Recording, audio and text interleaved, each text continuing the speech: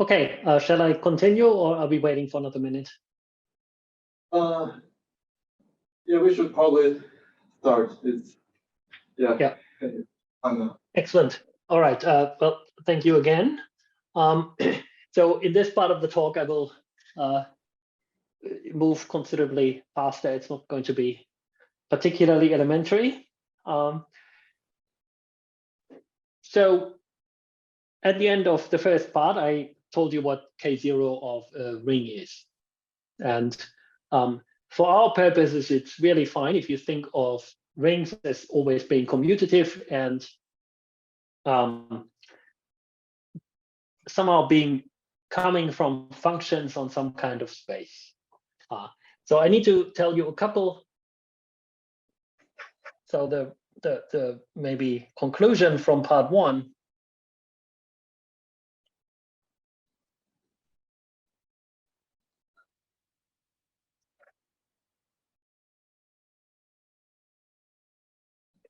Conclusion from part one, one of the conclusions anyway, might be every idempotent matrix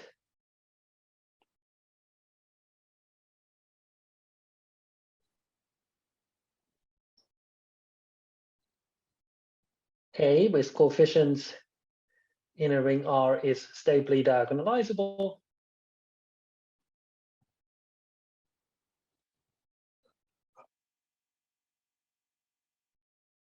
If and only if K0R is just Z. And now I will say this is the case if and only if every finitely generated projective R module is free.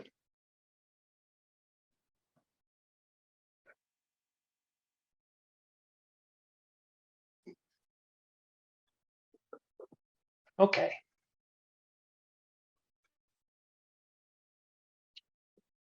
So we'd like to get an idea on what kind of conditions we can put on R and have this be true. And of course, in many ways, the interesting cases are the ones where it is not true. So as an example, it will be more interesting if it is not true. But a general theorem that proves that in some large class of cases it is true is also of interest. So when is this the case?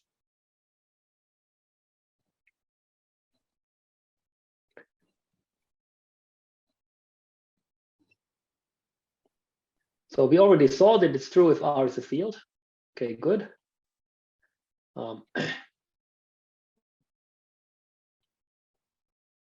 It is also true if R is a polynomial ring over a field. This is a much harder result.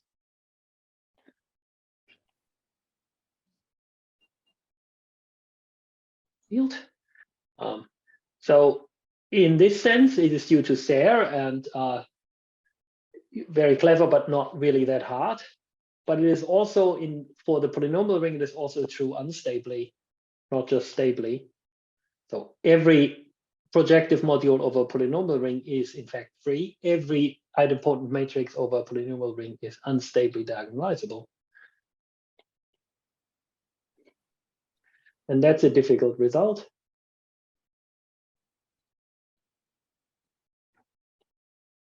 Independently proved in the early 70s by Quillen and Westlake.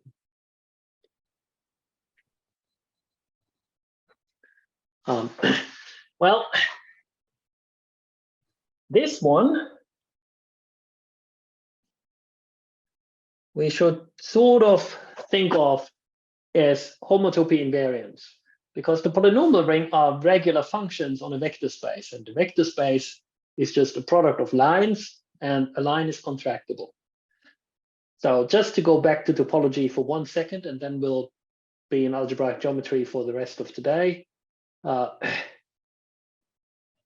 If R is continuous functions on a compact polyhedron, which is just a word for finite CW complex today,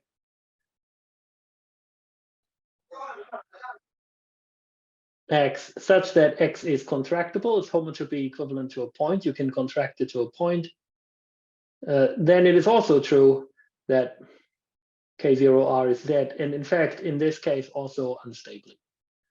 So every matrix, every idempotent matrix, sorry, obviously not every matrix, every idempotent matrix over this ring is also going to be diagonalizable. And from now on, we are going to deal with algebra. A bit weirder result is that if R is a commutative local ring,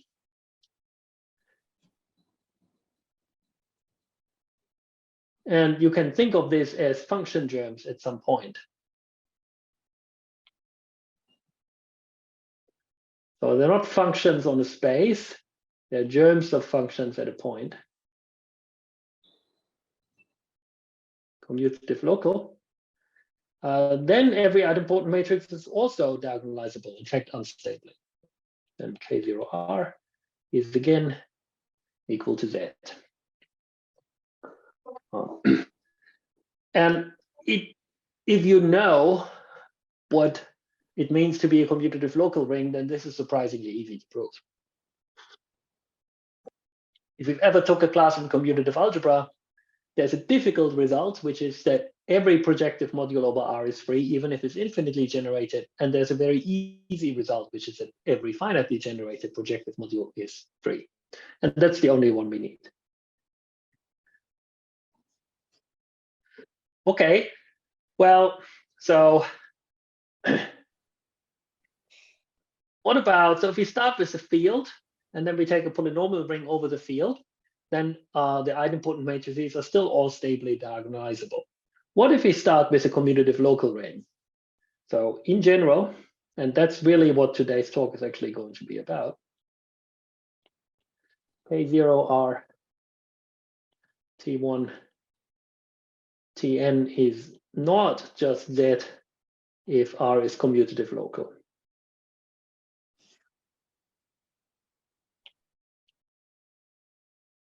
But it is true, and this is where geometry finally comes into the picture, algebraic geometry. It is true if R is regular. And for regular, you should think function germs at a smooth point.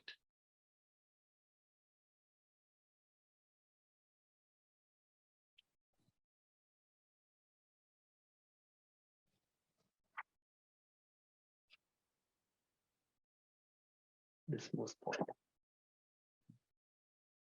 But it's not true in general if R is not regular. So if R is the germ of a singularity, then in general, this is false. Oops, can't spell singularity anymore. Singularity. False in general. That's a bit strange. If you do think of adding polynomial variables as a homotopy operation, what this is saying is that algebraic K-theory is not homotopy invariant. That's sort of the slogan.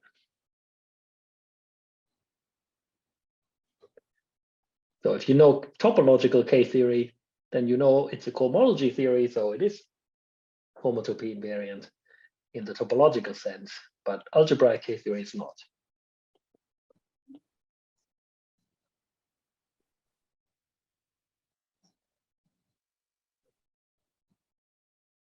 Invariant in the singular case. It is in the regular case.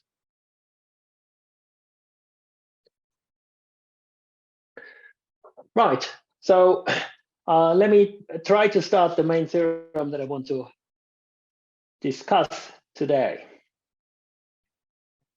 So here was a question asked by Hyman Bass in his book on algebraic K-theory in 1972. Bass, 1972.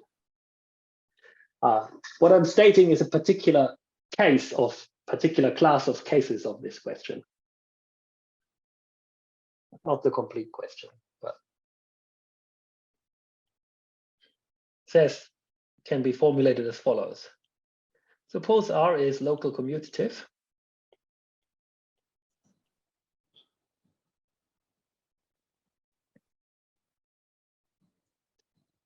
And so then we know that K0R is just Z. Suppose we also know that K0R T1, if we add one variable, this is also just Z. Is it then necessarily true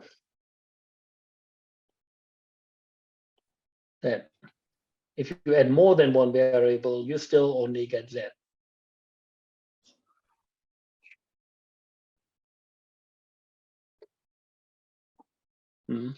So suppose homotopy invariance sort of holds if you just go homotopies in one direction. Is it then true that it must hold if you allow homotopies in many directions? And the weird thing, so I should mention the corresponding statement in the rank 1 case. So for the Picard group instead of K0. So these are rank 1 idempotent matrices. So a corresponding statement for Pig is true. So by a theorem of Traverso.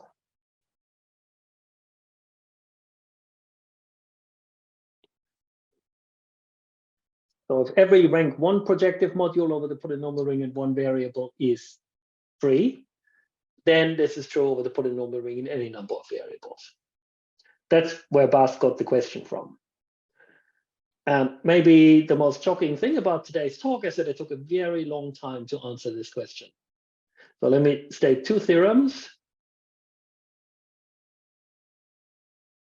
They're not a complete answer to the question. Well, one of them is a counterexample in which, in that sense, it is a complete answer to the question, but you'll see what I mean.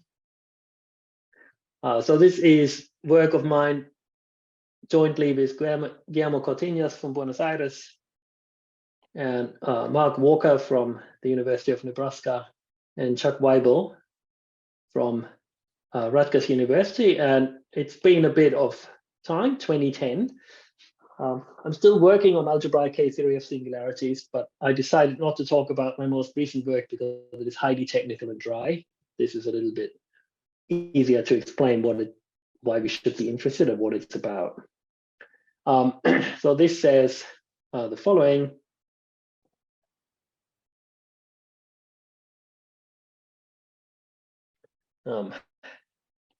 Suppose F is a field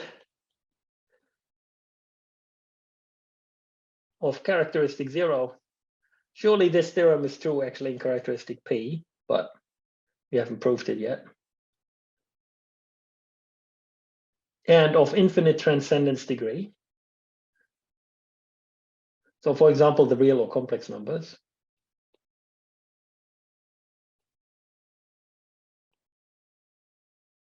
And suppose R is a local F algebra of finite type. So it's the germs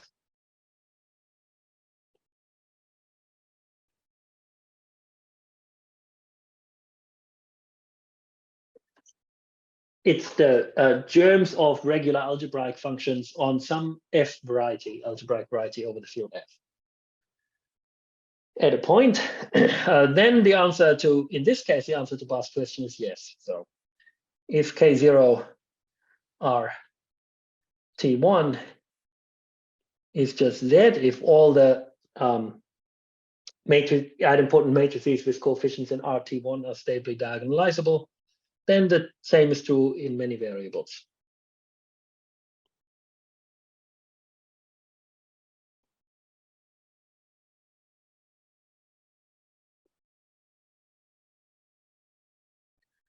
Okay, so this looks like a much bigger theorem than the second one that I will state, but it's actually not, because once you go through the arguments that I will indicate roughly later for theorem B, in the case of theorem A, you'll see very quickly that this little fact is not very little. So infinite transcendence degree, that sort of just ensures that if this thing is bigger than Z, then that thing has to be bigger than Z.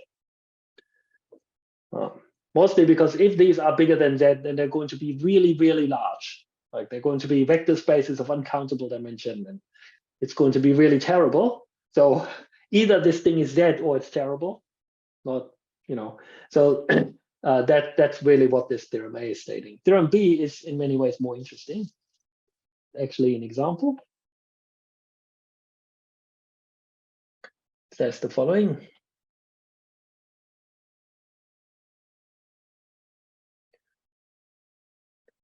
So I will take function germs at a singular point of some singular algebraic surface.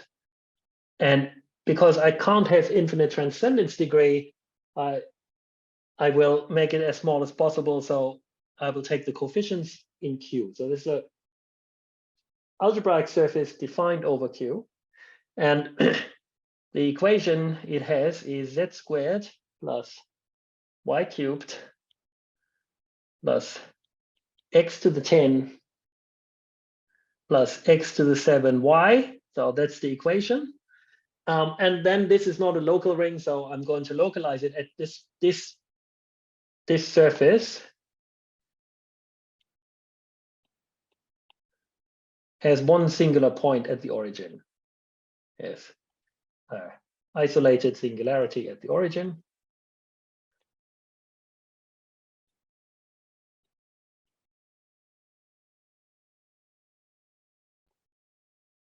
And so I'm going to take function germs at the origin, which is the ideal XYZ. So I'm going to localize at that maximal ideal. Then this is a counterexample to Bar's question. K0 RT1 is Z, but K0 R T1 T2 is Z plus, well, a countable dimensional Q vector space. So it's an infinite dimensional Q vector space.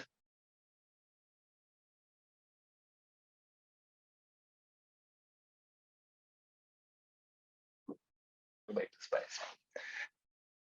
Okay, now I want to spend the remaining 25 minutes or so discussing how one might, I obviously can't really do the proof. It contains a lot of abstract homotopy theory and K-theory and algebraic geometry, but I want to tell you about the ingredients into this. And in particular, I want to give an indication of how one might try to prove something like this.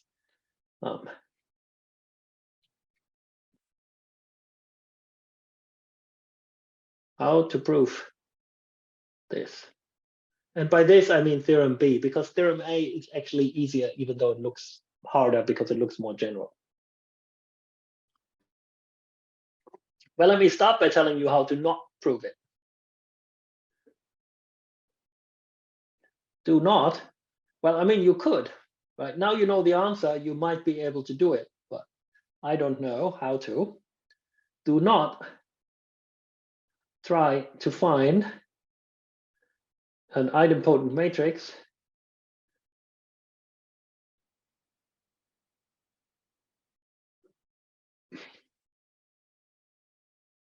over RT1, T2 that is not stably diagonalizable.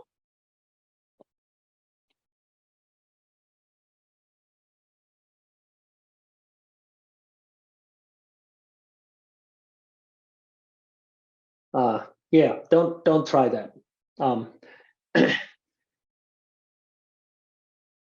I should say I don't know an idempotent matrix over RT1, T2 that is not stably diagonalizable. I only know that there must be some because K0 of this ring is not just there. So it's a bit of a weird situation. I should say that in principle,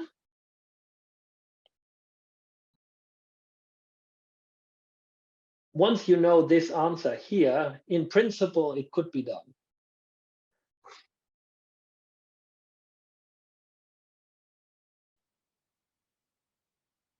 But only once you have proved theorem B. Once you know it's true, and once you know how to compute that this is the answer, then in principle, you could reverse engineer an idempotent matrix which is not diagonalizable. I haven't tried to do it, but in principle, it should be possible. But this is definitely not the way we proved it. And also, of course, you still have to prove this part, which is in many ways harder. And I don't know how you would possibly prove that just by working with matrices and trying to do linear algebra over this ring RT1. So instead,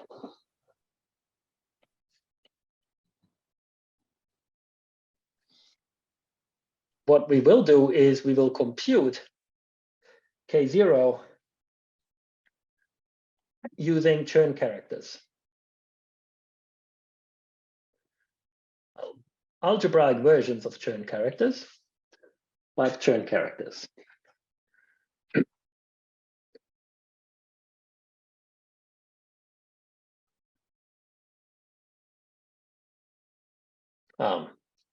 So a quick flashback to the first part of the talk. You could prove example 1, which was this matrix over functions on the circle, by showing that the first Stiefel-Whitney class of the Möbius strip is non-zero.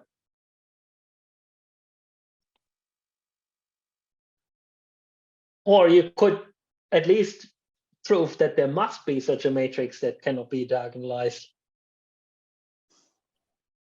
by actually computing K0 of continuous functions on S1, which we did. This is Z times Z mod 2. It's not just Z. And this is the kind of argument we'd like to make. Of course, in that case, we could write down a particular matrix because we know that the Möbius strip is the non-trivial line bundle. And in our case, we cannot do this. But the idea is to use characteristic classes, or to be more precise, Chern characters in cyclotomic traces to compute these K groups. Right. So now here are sort of ingredients into that kind of calculation.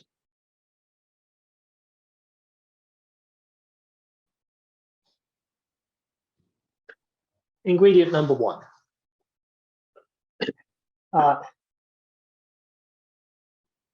We don't construct K theory as opposed to working with matrices up to conjugacy and checking if they're diagonalizable. We don't construct K theory as a group just to have a laugh. We do this because it fits into a sequence of things that form some kind of cohomology theory. So the first thing you need to do is you need to get rid of just working with K0. It's not going to work. So construct higher and lower algebraic K theory. So this, of course, is not due to me in any way. That's classical. So lower algebraic K theory, that's probably due to Bas, maybe Karoubi.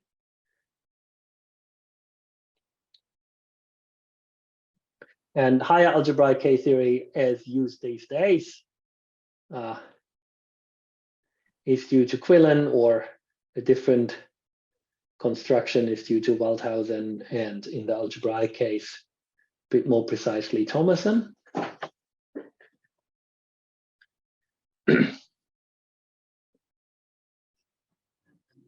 So this thing has input Well, okay, inputs can be non-commutative rings if you're interested in C-star algebras, for example, or if you're interested in surgery theory of manifolds, then you look at group rings. But in the algebraic geometry, or they can even be rings up to homotopy. But in the algebraic geometry case, the inputs are going to be schemes or algebraic varieties. So not just commutative rings or local commutative rings, but global geometric objects that are used in algebraic geometry.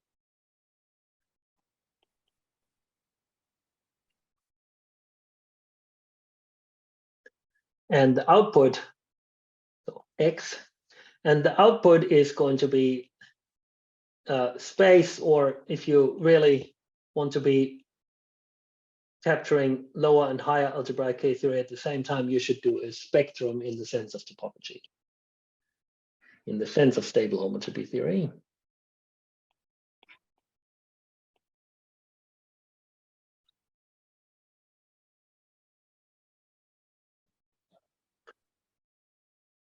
Or if you want to be a little bit more down to earth,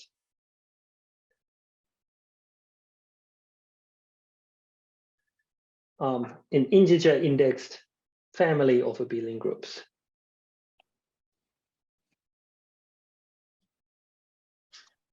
And importantly, these will be functors on the category of schemes.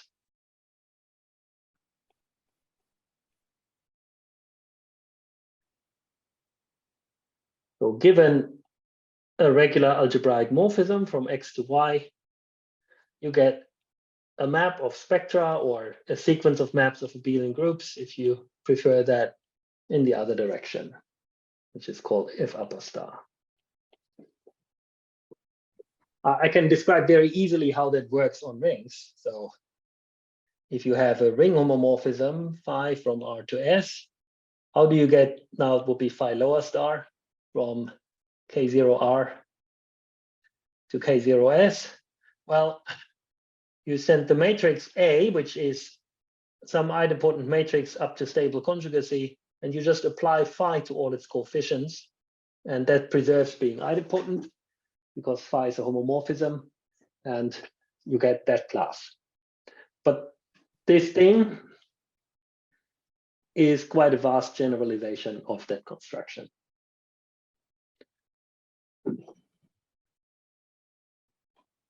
Okay, so one is you need to do this. And why do you need to do this?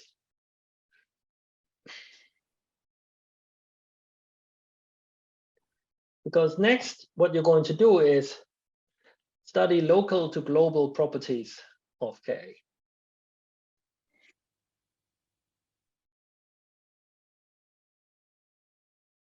What do I mean by this?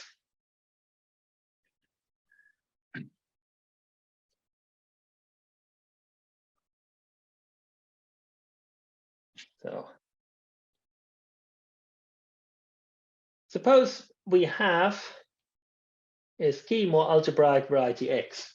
Okay, so think of something defined by some family of polynomials in some number of variables, or locally defined by such a family of polynomials in some number of variables with coefficients in a field, for example. So suppose we have such a thing, then we can cover it with Zariski open subsets. So in algebraic geometry, open subsets are really large. They're sort of the complements of the vanishing sets of polynomials. So the following is a theorem. Oops, I wanted to change the color here. Given an A Zariski open cover,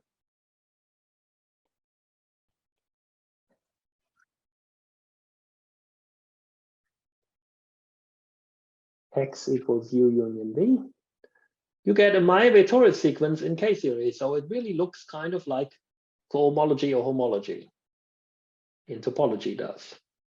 Oh, yeah.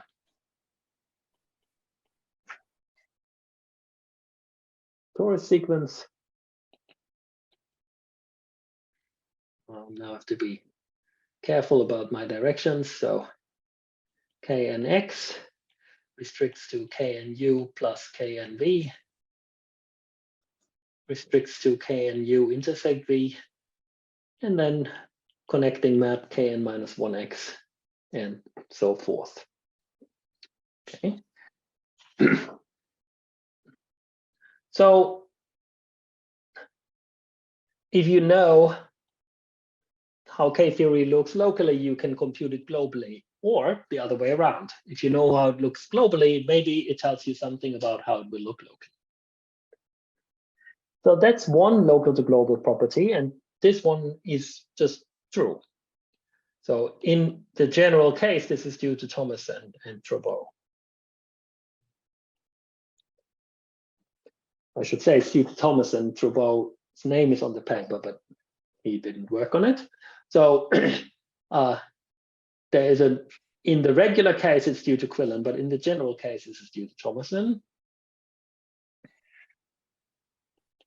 Now, let me go back to where it was much earlier. We know that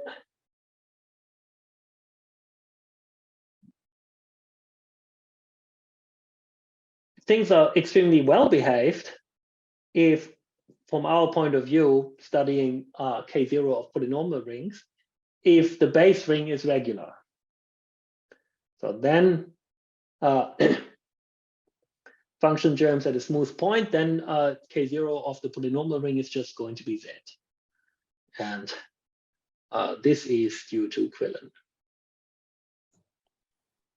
It's also true, by the way, unstably due to that was proved by Lindemann using generalizing the arguments of Quillen and Suslin for fields. But anyway, so K theoretically is due to Quillen. If R is regular, everything is very nice.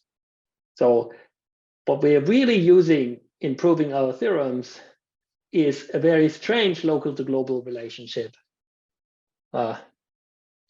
which replaces the usual Zariski topology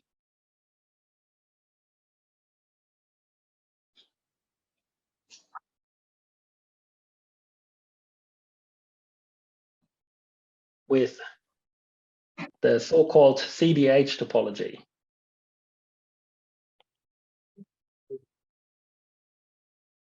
Which is not a topology on the space X at all. It's a topology on some category. So this topology is due to Wygotsky and was used by him in his proof of the Bloch-Kato conjecture. Now let me try to explain to you what I mean by this. So somewhat more concretely.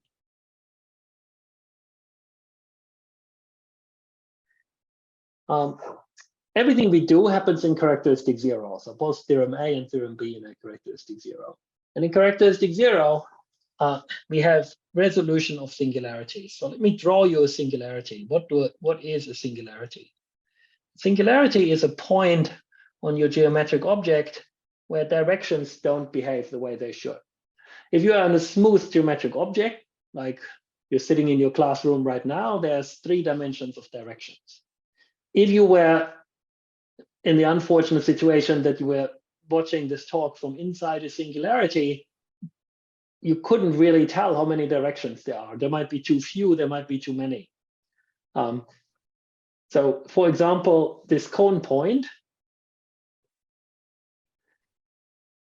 is a singular point of the quadratic cone x squared plus y squared equals z squared. And of course, I'm only drawing the real picture because I cannot draw any other picture. But okay, now what if I want to have some information about the K theory of this thing or some other kind of cohomology of this thing?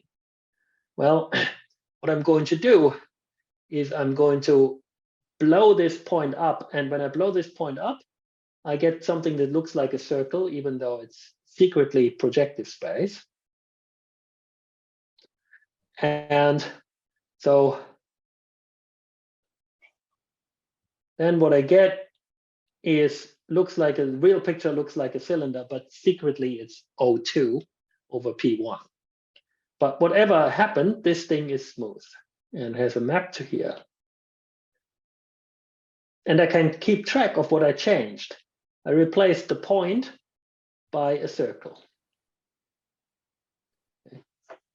Now, view the point and the cylinder, which are smooth things, as a cover of the cone.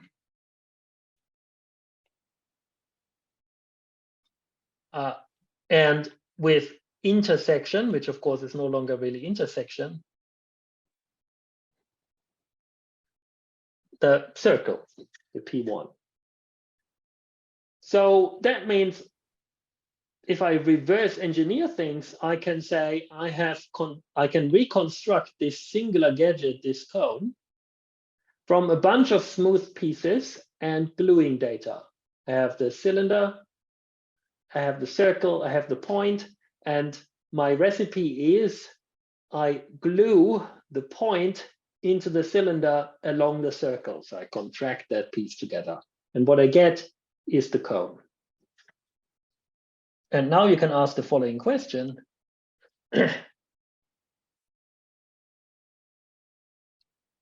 Does K satisfy have a Mayer-Torres sequence for such kind of covers?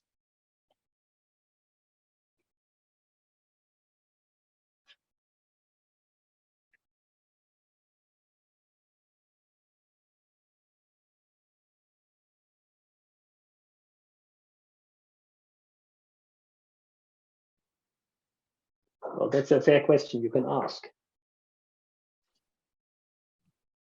Now, you can prove to me that the answer is no.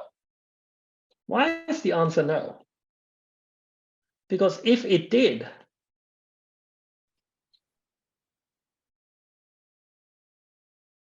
then the K-theory of X and the K-theory of X times an affine space, so this is the geometric version of adding polynomial variables to a ring, would have to be isomorphic for all X, because this is true if X is smooth. And every X can be reverse engineered from a bunch of smooth pieces, including data and characteristic 0. This is true if X is smooth by equivalence work.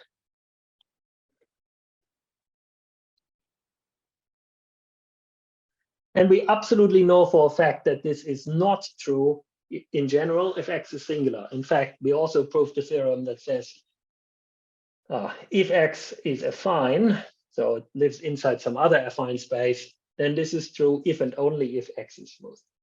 So it's just not true. So we cannot have a Mayer-Torres sequence for these kinds of recipes of creating a singular algebraic object from smooth algebraic objects and algebraic gluing data. But we can force this Mayer-Torres property to hold.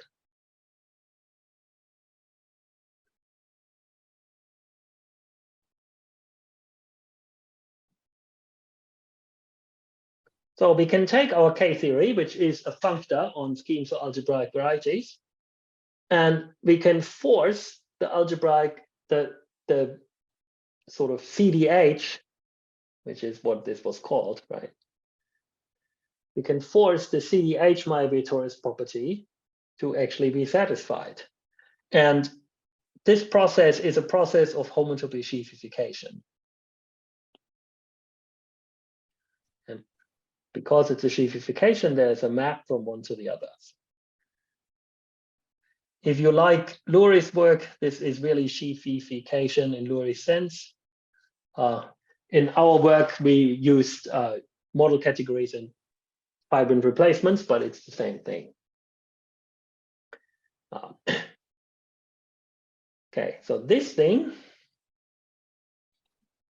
one, does satisfy the CDH Mayer-Torres property, and two is just K on smooth schemes.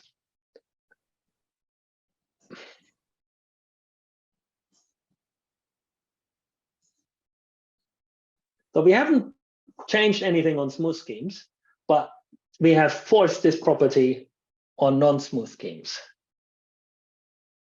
And now comes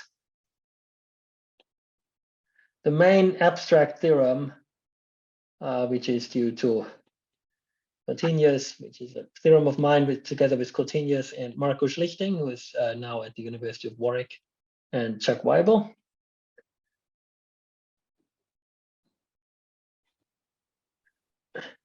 Which allows us to make use of this. One,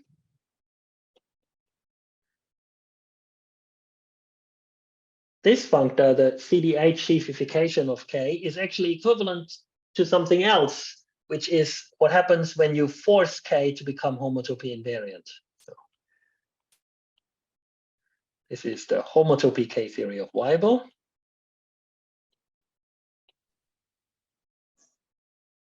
The fact that these two are the same over fields of characteristic 0, that's due to myself, and now it's known in very large generality due to work of Kerth, Strunk, and Tamme. And two, now we are in characteristic 0, so I'm just going to say Q schemes.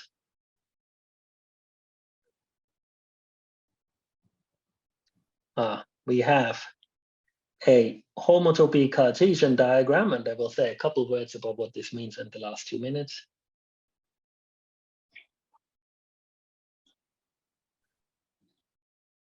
So we can compute how much this fails in general to be an isomorphism. Get K to H CDH dash K. And from K, we have a Chern character, which is called the Jones-Goodwillie Chern character. And it goes to something called negative cyclic homology. Now, whatever negative cyclic homology is, it is much easier than K theory. K theory is hard because it's a nonlinear invariant. Your input is some geometric object or vector bundles on that geometric object, and your output is a space or spectrum. This thing is given by an explicit chain complex. So it's much closer in sort of in nature to ordinary cohomology or homology, which is reasonably easy to compute. So this is negative cyclic homology.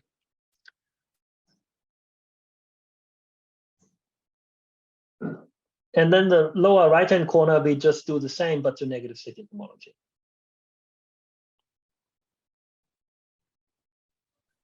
And this is also the sheafification map. So, and now the consequence of this is not extremely hard to prove, is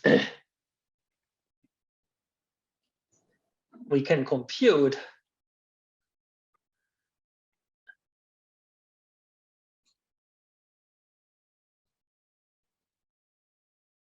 the quotients of the functor of K theory and K theory applied to X times an affine space of some dimension. So this itself is a functor in terms of cyclic and therefore Hochschild homology.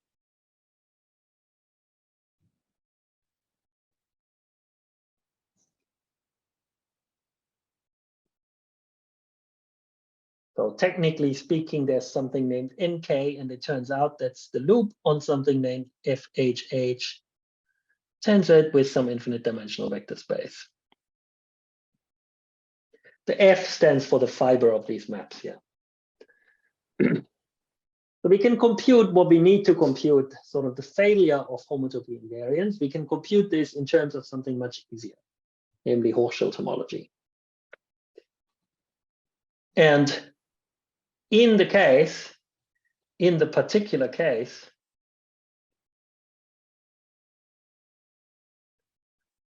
of K0 and a normal surface, or surface, algebraic surface with an isolated singularity, the necessary Hochschild homology information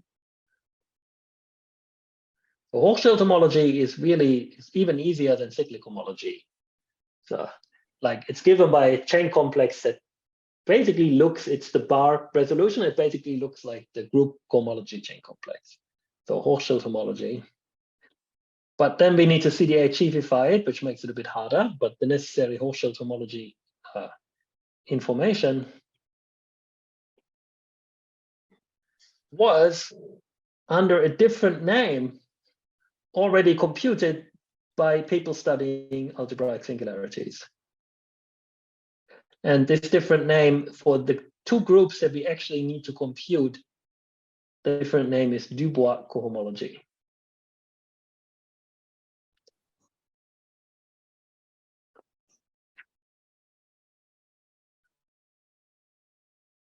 Computed by algebraic geometers studying singularities. I'm lying a little bit. We did have to do some work, but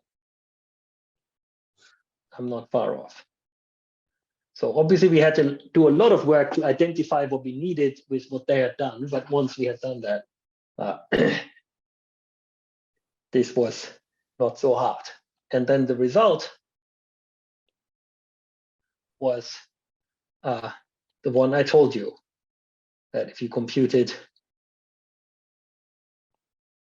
K0 RT1, this was, well, a certain CDH cohomology group of spec R, so the geometric germ of this singularity with values in differentials, scalar differentials. And this was computed by Jonathan Wall in this particular example, and he computed that to be 0. And K0 RT1 T2, sorry, yeah, well, this is true, but I should tensor with some infinite dimensional vector space, but doesn't change that it's 0. And K0 RT1 T2 was some bigger infinite dimensional vector space, but I mean, not really bigger because they're both the same dimension, countable, but nevertheless. CDH cohomology of spec R, and now with values in the functions O. And again, Wall computed the dimension. This is a finite dimensional Q vector space, and Wall computed the dimension. Not really, but he computed some other numbers that combine to give you the dimension. And so this is a one-dimensional Q vector space. Again, this is Jonathan Wall, really. And that finishes the proof. So it's very sort of a very high-powered thing that you have to do just to show that there exist certain matrices that cannot be diagonalized. That's kind of what I wanted to get across today. Thank you very much.